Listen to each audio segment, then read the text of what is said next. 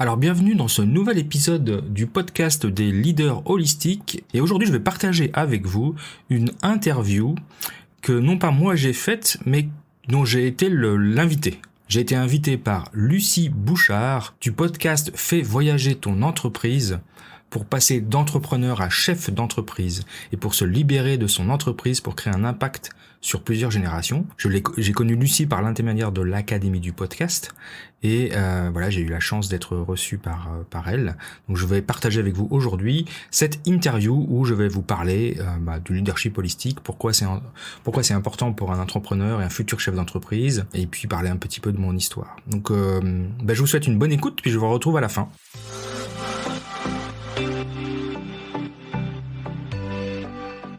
Bienvenue dans le podcast des leaders holistiques. Je suis Christophe, créateur du site leLeanManufacturing.com et de la formation Culture Lean, votre expert en leadership, excellence opérationnelle et lean management depuis plus de 25 ans. Ce podcast est pour vous si vous êtes attiré par le leadership, le développement personnel et la spiritualité. Si vous avez besoin de mieux équilibrer votre vie privée et votre vie professionnelle. Si vous avez d'importantes responsabilités professionnelles et que parfois cela affecte votre vie privée ou inversement. Si vous voulez devenir un leader serviteur, bienveillant, humaniste, éthique et intuitif, si vous voulez développer un leadership avec une approche globale, intégrale, holistique, basée sur votre corps, votre cœur et votre esprit, pour le bien de vos proches et de la communauté, alors vous êtes au bon endroit. Que vous soyez un homme ou une femme, directeur, manager, leader expérimenté ou pas, coach accompagnant des dirigeants, je vous remercie de passer ces quelques minutes avec moi aujourd'hui. Allez, on y va, c'est parti!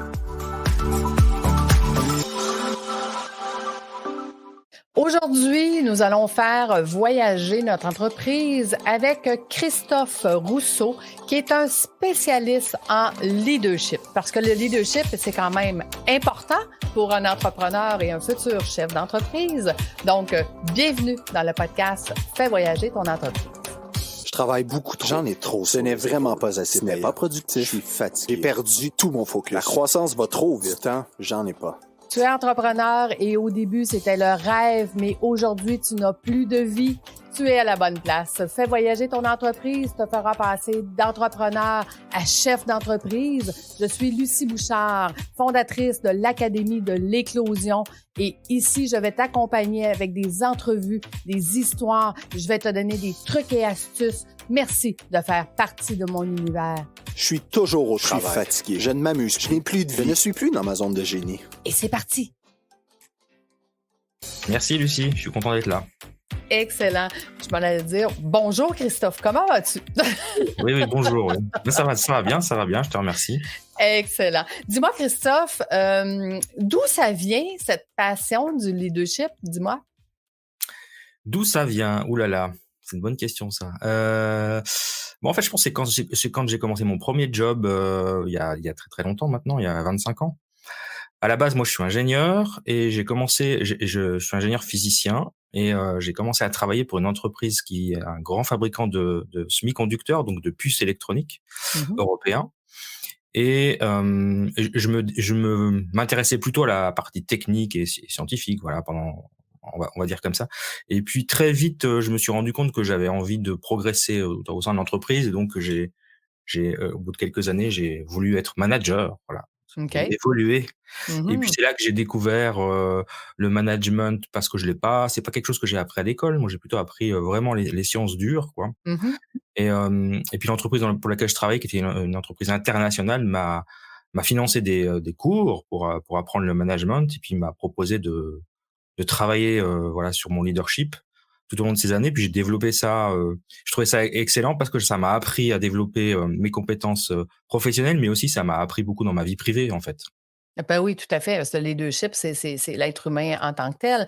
Mais est-ce que tu as trouvé ça difficile d'adapter justement cette nouvelle posture? Parce que un manager versus un ingénieur, là, ils font pas le même travail. Ouais, alors c'était pas évident. Alors c'est vrai que et je trouvais que c'était intelligent la façon dont ils l'ont fait dans cette entreprise, c'est que ils proposaient des postes de management dans la spécialité technique.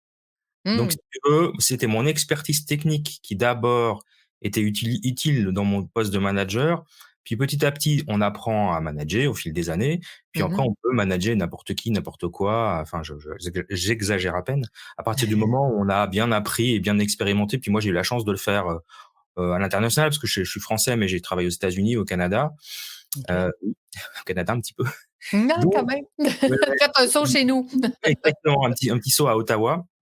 Et du coup, donc je me suis appuyé d'abord sur mes compétences techniques qui m'ont permis de peut-être de démarrer le management, le leadership.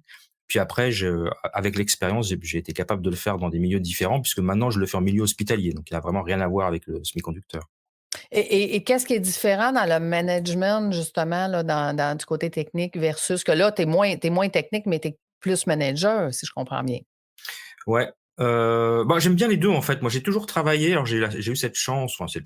Je me suis toujours arrangé pour avoir des postes où je faisais un management dans des environnements techniques. Même dans l'hôpital, je travaille sur les dispositifs médicaux, donc c'est techniquement assez compliqué. Il y a des régulations, il y a des normes qu'il faut suivre. Donc moi j'aime bien pouvoir utiliser mon côté ingénieur quand même toujours.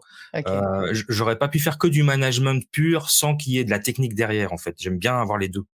Ben oui, en fait, c'est un avantage parce que, je veux dire, tes compétences et le fait que tu es capable de manager une équipe avec ces compétences-là que tu peux accompagner, c'est un avantage pour ton employeur.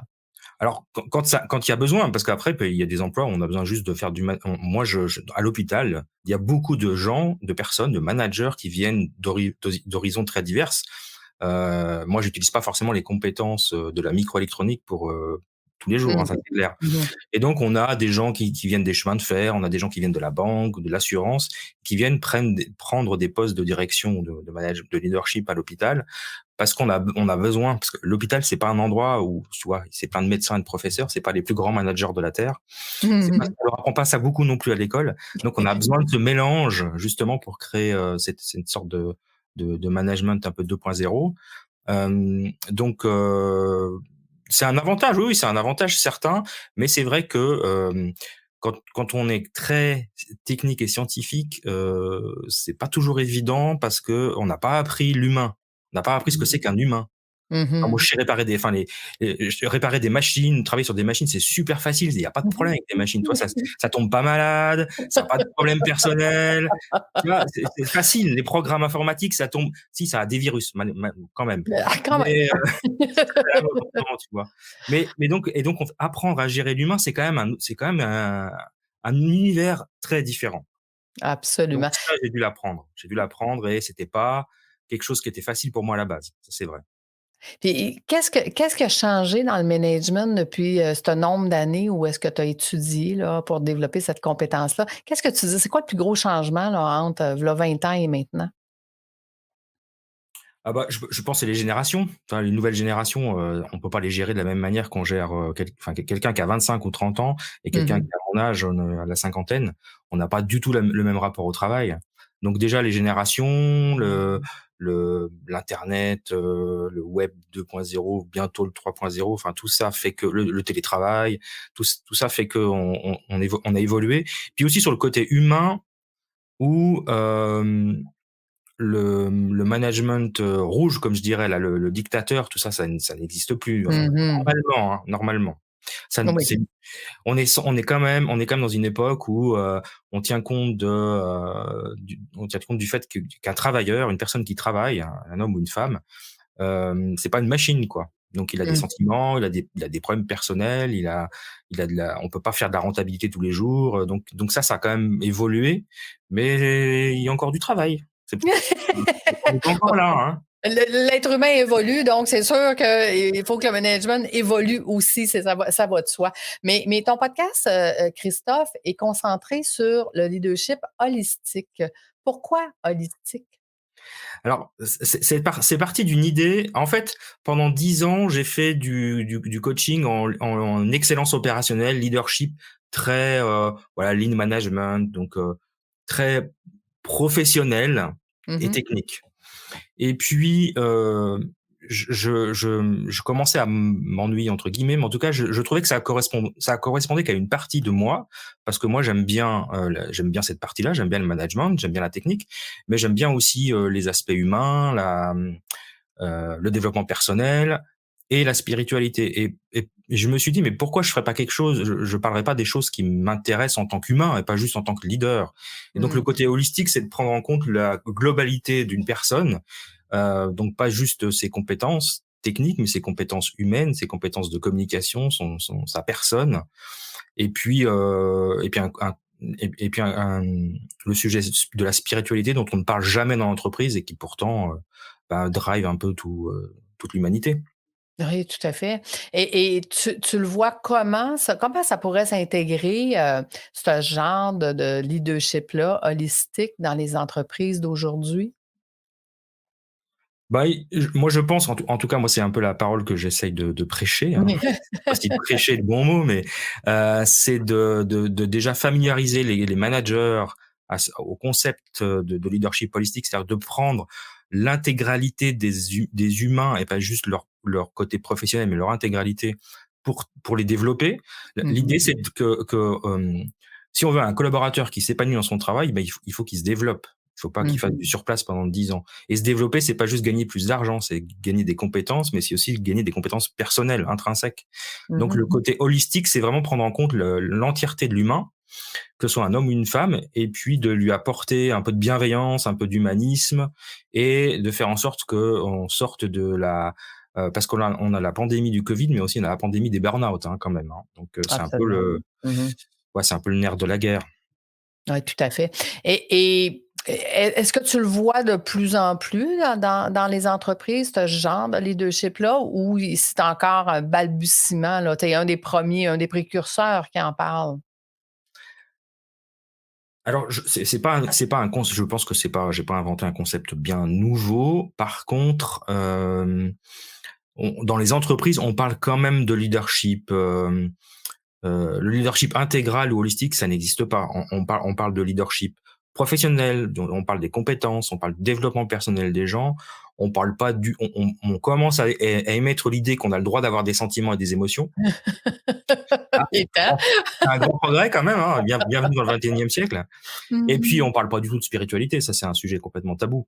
Parce qu'on mélange ça avec les religions et puis en tout cas en France, ça c'est une vraie partie, une vraie spécialité française, c'est que la religion est une affaire personnelle. Donc l'idée c'est pas de parler de religion, mais c'est de parler de spiritualité, de connexion entre les humains, tu vois, d'arrêter de travailler sur des hiérarchies, de regarder des organisations un petit peu plus équilibrées, un peu plus bienveillantes, parce que je trouve que c'est un mot qui marche bien, qui fait du bien. Alors ouais, je pense que la parole que j'essaye de promouvoir, elle est un peu nouvelle. Je OK. suis pas le seul à le faire, mais elle est un peu nouvelle quand même. Elle est un peu nouvelle. On est dans le début d'un changement Je pense, oui. OK, excellent. Donne-nous un exemple. À quoi ça pourrait ressembler un leader, holistique par rapport à un leader, normal là, qui va se concentrer beaucoup plus sur les compétences? Ouah, alors ça, c'est bonne question, je réfléchis. Hem, c'est quelqu'un, alors, on va dire très simple, parce que c'est un grand classique. C'est quelqu'un qui va comprendre qu'un collaborateur le matin, s'il lui dit pas bonjour ou s'il répond pas à la question avec une humeur débordante, c'est peut-être parce qu'il a une vie à côté et puis qu'il est dans des problématiques personnelles qui fait qu'il faut comprendre que des fois, on n'a pas toujours envie d'être de bonne humeur ou de répondre à une blague ou de dire bonjour à tout le monde. Et Mmh. ça marche pour le collaborateur et pour le leader d'ailleurs, hein. Ce qui est Mmh. totalement inacceptable en général, un manager qui arrive le matin puis qui dit bonjour parce que j'en sais rien, il est en plein, il a des gros problèmes personnels, ses enfants sont malades. Les gens ne considèrent que à partir du moment où tu es leader et que tu es payé en tant que tel, tu dois venir avec une humeur égale tous les jours. Et puis c'est pas vrai, on n'arrive pas à faire ça. Et c'est aussi bien vrai pour nous en tant que leader que c'est aussi bien vrai pour les collaborateurs. Donc déjà comprendre que il y a des jours où on va être bien, des jours où on va être moins bien. Alors après Mmh. évidemment, il faut rester dans une certaine limite et il y a des certaines valeurs à respecter, hein, des choses comme ça. Oh oui. Mais ça c'est une chose. Après une autre chose, c'est de travailler avec ses équipes en considérant et ça c'est vraiment quelque chose que je trouve super important, que les gens qu'on a en face de soi, ce sont des gens. Mmh. C'est-à-dire qu'on n'est pas supérieur à eux, c'est pas parce on est un peu mieux payé ou qu'on a une position hiérarchique supérieure qu'on est plus intelligent, plus fort ou plus je ne sais quoi. Donc les considérer comme des gens tout à fait à la même hauteur, les respecter, leur montrer qu'on les respecte, leur parler normalement, leur expliquer les choses, être très transparent sur ce qui se passe. Et voilà, ça fait partie de ce qu'on appelle la fameuse règle d'or. Hein. Tu traites les autres comme tu aimerais qu'on te traite. Ben voilà, ça c'est vraiment la base du leader holistique, c'est ça. Puis après, c'est quelqu'un qui a envie d'apprendre, qui se développe et qui développe ses collaborateurs. Moi, mon propos, j'ai toujours deux objectifs. C'est faire réussir mes organisations en tant qu'organisation, c'est-à-dire atteindre des objectifs. Mmh. Mais ça suffit pas. C'est aussi faire réussir mes collaborateurs, les faire se développer. Mmh. Voilà. Et ça, c'est quelque chose qui est pas, alors qui existe dans certaines entreprises, mais qui est de loin pas fait dans toutes les entreprises. Ah, excellent. Écoute, moi, je fais toujours le comparatif dans mes formations. J'explique à mes entrepreneurs qui veulent devenir chefs d'entreprise. Mais le travail aujourd'hui, c'est un peu comme une maison où est-ce qu'on est tous en colocation, où est-ce que tout le monde a une force et cette force-là, ben, ça en prend un qui aime faire la vaisselle, puis ça en prend un qui aime passer la balayeuse. Donc, dans l'entreprise, c'est la même chose. Mais comment veux-tu te comporter avec tes colocs? Tu veux être heureux, tu veux que tout le monde fasse sa tâche, puis tu veux collaborer, puis tu vas avoir du fun. C'est la même chose. Si l'entreprise, c'est pas si différent de si on était en coloc pendant 8 heures par jour, tous les jours, là. Au final, qu'est-ce que tu en penses? Oui, exactement. Mais la difficulté, en fait, c'est que certaines personnes ne se comportent pas de cette manière-là parce que ils ont peur de perdre leur travail en général, c'est assez fantasmé d'ailleurs, hein, parce que même actuellement, je travaille dans un hôpital public, c'est pour dire. Donc, la peur de perdre son travail, elle devrait pas exister. Hein. Non, Mais non. les gens ont quand même peur de perdre leur travail, quand même, ça existe quand même. C'est un vrai fantasme. Donc, on va essayer de se créer un environnement, de se protéger. Et donc, quand on est dans la peur, que ce soit au travail ou à la maison, ben, on n'agit pas très bien avec les autres. C'est Mmh. vraiment du basique. C'était le sujet d'ailleurs de mes derniers podcasts, les peurs, donc c'est intéressant. Oui, tout Donc, à fait. C'est très intéressant. Ton podcast, on va en parler tout de suite. Où est-ce que les gens peuvent te retrouver sur ton podcast? Comment il s'appelle? alors sur toutes les plateformes, hein, que ce soit Apple, Spotify, même sur YouTube, ça s'appelle Leadership Holistique, voilà, en 2 mots. Mmh. Euh, et, euh, et là, en janvier, il y a eu beaucoup de podcasts, pardon, donc je fais une petite pause, mais après c'est une fois par semaine. Où je traite de sujets soit très techniques sur le management, soit plus en lien avec le développement personnel, soit plus en lien sur l'humain ou sur la spiritualité. Moi, en fait, c'est un podcast qui me ressemble, c'est-à-dire c'est toutes les choses qui m'intéressent dans le monde, j'en parle. Voilà. Très Et, intéressant d'ailleurs. Je vous invite à aller écouter les podcasts de Christophe. Ils sont très bien ficelés. Tu vois qu'il y a beaucoup de recherches à l'intérieur de ça. Puis on apprend plein de choses aussi parce que je pense que tu aimes beaucoup aussi l'histoire parce que tu ramènes beaucoup de liens historiques dans tes podcasts, je crois. oui, là, moi, j'aime bien. Après, ça intéresse pas forcément tout le monde, mais j'aime bien savoir d'où viennent les choses. J'aime bien comprendre le sens des choses, et on comprend beaucoup le sens des choses quand on sait d'où ça vient. Après, j'essaye de pas toujours être trop ennuyeux, mais c'est vrai que des fois, il y a beaucoup d'informations. Mais l'idée, c'est de transmettre les choses, d'où elles viennent, ce que moi j'en comprends, et puis comment moi je les ai expérimentées. Parce que l'idée, c'est de parler aussi des choses que j'expérimente, que je Mhm. vis aussi bien dans mon travail que dans ma vie personnelle. Parce qu'en général, on se rend compte que les sujets que je traite, ils servent aussi bien au travail qu'à la maison. Ah, tout à fait. Ça, c'est la grande leçon du management que j'ai découvert il y a 20 ans maintenant. C'est alors je dis pas qu'il faut manager ses enfants comme on manage ses employés. Ça serait Pas tout à fait. mal interprété, hein, je dirais pas ça. Mais mon Dieu que ça sert d'apprendre tout ça en fait, hein, comment les humains fonctionnent, et que ce soit à la maison ou au travail, ben on est entouré d'humains, quoi. Oui, tout à fait. Et qu'est-ce que tu aimes le plus, Christophe, dans le leadership en général? Bah, vraiment, c'est ce que je disais tout à l'heure. C'est moi, je suis heureux si quand je fais le bilan annuel avec mes collaborateurs, ils ont évolué, Mhm. s'ils ont appris des choses, si je peux les faire évoluer dans leur travail, que ce soit dans leurs tâches, dans leurs compétences ou dans leur poste. Donc des gens qui progressent. Moi, je suis content parce que ça veut dire ils s'épanouissent. Donc c'est vraiment favoriser l'épanouissement des collaborateurs. Et puis après, c'est des gros projets. Moi, j'adore travailler sur les gros projets de transformation. Donc, là en ce moment, je suis sur la transformation digitale de l'hôpital, donc c'est un chantier énorme sur plusieurs années. Donc j'adore ces gros chantiers très très compliqués, très complexes. Voilà. C'est comme je disais tout à l'heure, il faut que l'ingénieur soit utile, il faut qu'il travaille au cerveau. C'est ça, je m'en allais dire. Ton côté ingénieur, il faut quand même qu'il ait sa petite place à quelque part. Là. Fait, ouais. Mais tu vois ça comment dans le futur, justement, le leadership? Tu vois ça comment évoluer? Moi, je pense qu'il y a de plus en plus de place pour le leadership, la bienveillance, être au service des collaborateurs. Alors, on l'appelle comme on veut, hein, holistique, intégral, etc. Mais alors, je parle beaucoup des collaborateurs, mais c'est pas que ça. C'est ses fournisseurs, c'est ses clients, c'est tout l'écosystème, toute la communauté dont dépend votre entreprise, que vous soyez entrepreneur ou salarié. Vous avez voilà, la communauté, elle est impactée par le travail qu'on fournit. Et l'idée, je trouve que de plus en plus, on est responsable. On comprend qu'on a une certaine responsabilité, quelle que soit la taille de l'entreprise. Donc on va évoluer de plus en plus vers ça, mais avec aussi cette nouvelle génération où finalement on est plus responsabilisé quand on commence à travailler à la maison. On n'est pas toujours obligé de venir au bureau. On n'est pas obligé de répondre à des horaires. Voilà, je pense que ça va dans le bon sens, tout ça, pour donner un peu plus de qualité de vie à tout le monde. Oui, tout à fait. Parce que, je veux dire, il y en a beaucoup qui disent à cause du COVID, mais il y a beaucoup de choses qui sont bonnes grâce au COVID. Justement, les gens qui ont repris une certaine liberté de leur vie et du fait qu'ils travaillent à la maison puis qu'ils peuvent s'autogérer leur horaire. Tu sais, combien d'entrepreneurs disaient c'est impossible que les gens ne viennent pas travailler à mon usine. Puis aujourd'hui, il y a des usines complètes qui ne travaillent plus à l'usine. Exactement. Alors, évidemment que c'est compliqué pour certaines activités. Ouais. Et puis j'en entends encore certains qui disent oui, mais dès que ça sera fini, faut que les gens reviennent travailler au bureau parce que moi je veux contrôler. Je dis oh là là, mon pauvre ami, qu'est-ce que il y a des gens qui sont bien malheureux quand même. Hein. Il y en a qui sont un petit peu plus long à accepter le changement.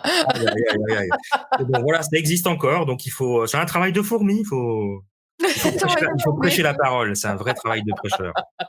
Et nos podcasts sont là pour ça. On venait prêcher une bonne parole. Exactement. Et Christophe, il se voit où dans 5 ans? Alors moi, je pense que je continuerai à développer le podcast, les formations, le coaching, le travail autour du leadership holistique. Je pense que j'ai trouvé à peu près ma voie. Après, j'ai fait plein d'autres activités. Hein. J'écris des livres qui n'ont aucun rapport avec le leadership, donc c'est des choses plus personnelles. Et j'ai toujours mon activité de salarié. Hein. Je travaille pour un hôpital, comme je le disais. Donc, pour le moment, il n'y a pas de raison que j'arrête. Je fais un travail très intéressant. Ça me permet de rester dans le monde professionnel entre guillemets, hein, parce que le podcast est aussi un monde professionnel. Faut pas dénigrer, bien au contraire. Donc voilà, toujours des activités diversifiées entre mon job officiel entre guillemets, entre mes passions qui tournent autour du podcast et du leadership. Et des choses plus perso et puis les voyages parce que on s'est croisés au Mexique et on se recroisera sûrement dans d'autres pays très exotiques, donc ça va continuer aussi quoi. Oui, ça, maintenant, ça fait partie de nos vies de voyager. Et la prochaine fois, on aura des grandes discussions sur le leadership parce que j'adore tes podcasts. Je les trouve fort intéressants. Donc, voilà. Écoute, ça serait quoi mettons, la suggestion ou le truc ou l'astuce que tu donnerais à un entrepreneur qui a un peu de difficulté avec son leadership? De travailler sur soi. Hein. Il faut vraiment. Alors, tout ce qui nous insupporte chez les autres, on appelle ça l'effet miroir. C'est nos vraies peurs à nous. Donc, il faut bien se regarder en face de la glace, se regarder en face du miroir, et se dire bon, voilà, moi. Il y a des choses, j'ai des blocages. C'est difficile parce qu'on se rend pas toujours compte. Les gens, je pense, hein, j'ai fait un podcast sur le leadership toxique. Je pense que la plupart des leaders qui sont toxiques ne le sont pas par envie d'être toxiques. Ils sont pas tous des Lucifères, bien au contraire. C'est juste parce que ils ont déjà ils ont besoin de prendre des cours de management. Bon, ça arrive. Hein. Donc si vous n'avez pas pris de cours de management, commencez par ça quand même. C'est quand même la base. Il faut, ça s'apprend. Il y a quand même des techniques, hein. Puis après, c'est vraiment être humble. Moi, je dirais être humble, beaucoup d'humilité et de respect pour les autres. Vraiment, la règle d'or, c'est s'il y a bien un truc moi, je pourrais résumer toute ma vie à ça. C'est règle d'or, traite les autres comme tu veux qu'on te traite et améliore-toi tous les jours. Essaye de faire toujours un peu mieux chaque jour. Et pas de révolution, les petits pas, hein. La méthode des petits pas. Et écoute, ça doit être pour ça qu'on s'entend si bien, parce que je dis toujours à mes entrepreneurs, 15 minutes par jour pour travailler sur ton entreprise. Ça suffit. C'est tout ce que tu as besoin pour changer. Exactement. La méthode des petits pas et l'effet cumulé, hein, ça c'est vraiment génial, quoi. Et ça, on le fait sur l'entreprise, mais on le fait sur soi. Un manager, il doit vraiment bosser sur soi. Ouais. On n'est jamais parfait. Le chemin il est très long. On arrive jamais à la perfection. Mais si on fait mieux que la veille, c'est déjà pas mal. Et voilà. Écoutez, sur ces grands mots, un grand merci, Christophe. C'était une superbe entrevue. Donc, écoutez, merci à vous, les auditeurs, de nous avoir écoutés. Et nous, on se donne rendez-vous la semaine prochaine. Encore merci, Christophe. Et je souhaite une belle journée à tout le monde. À bientôt. Merci. À bientôt. Au revoir. Au revoir. Alors voilà, je vous remercie d'avoir écouté cette interview. Alors je pense que vous avez remarqué que Lucie avait un très léger accent québécois. Donc elle fait partie de ces personnes que je côtoie au sein de l'Académie du podcast qui a été créée par Marco Bernard, qui est un Québécois. Donc il y a beaucoup de Québécois et beaucoup de Européens, comme ils disent, des Français, des Belges, un petit peu de Suisses. En tout cas, voilà, c'était une interview, je pense, intéressante. Je vais en faire d'autres, donc je les partagerai avec vous.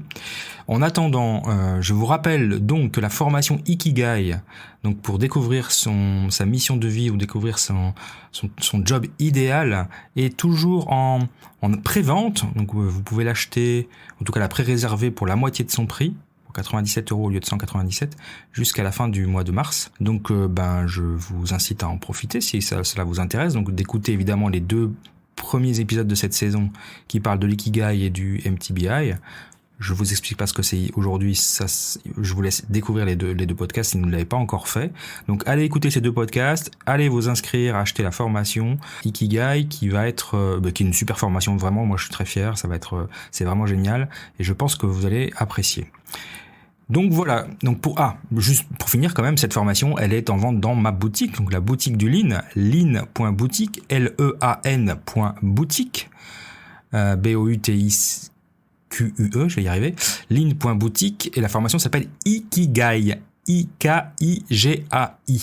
Voilà, donc je vous incite de me retrouver là-bas, et en attendant, je vous remercie encore d'avoir passé ce temps avec moi, et je vous souhaite une bonne semaine. À tout bientôt, au revoir.